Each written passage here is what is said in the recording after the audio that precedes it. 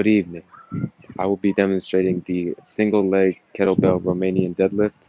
Starting position for this exercise, we're going to take the kettlebell in one of our hands, either hand really, and we're going to be standing with a neutral spine, looking forward.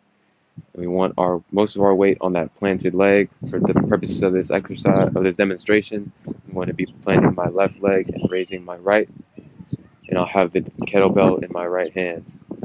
What's key about the foot positioning is that we want that leg that's going to be lifted during the motion to be slightly staggered behind the foot that stays planted. And that is our starting position right here. Side view, front view. There you go. To perform this exercise, we're going to flex the side of our planted foot. For me, that's my left hip.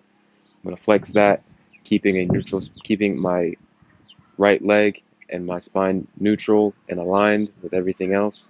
We're going to lower to the point, or close to the point, where my torso and right leg are parallel to the floor, keeping my elbow extended, hanging the whole time, making sure that I don't flex it. On the upward part of the motion, I'm going to extend my left hip to propel myself forward up until I am standing again with a neutral spine, fully erect, standing. There you go. I will now demonstrate the kettlebell single leg Romanian deadlift.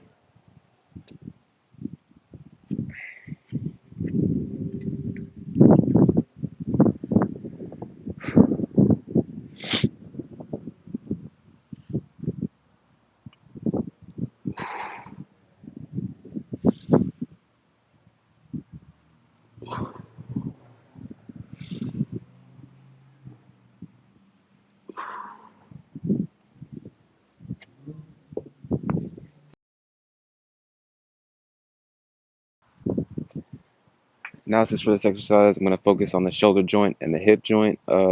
Keep in mind that for the leg that comes up during the exercise, it stays extended through the hip for the whole exercise, and the shoulder that's not holding the kettlebell doesn't really move at all. Generally, it's not really working the shoulder anyway, but there is motion on that shoulder that is holding the kettlebell. So I'm going to analyze that for the purpose of this demonstration. First, for the shoulder joint, we got concentric flexion and eccentric extension. Agonist for that would be the anterior deltoid, and the antagonist would be the upper trap. At the hip, we've got concentric extension and eccentric flexion.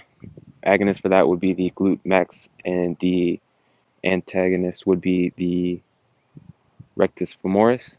This is a sagittal. This exercise happens on the sagittal plane, pretty much all counts.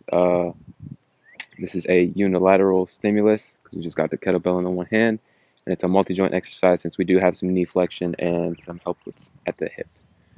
Thank you. Peace.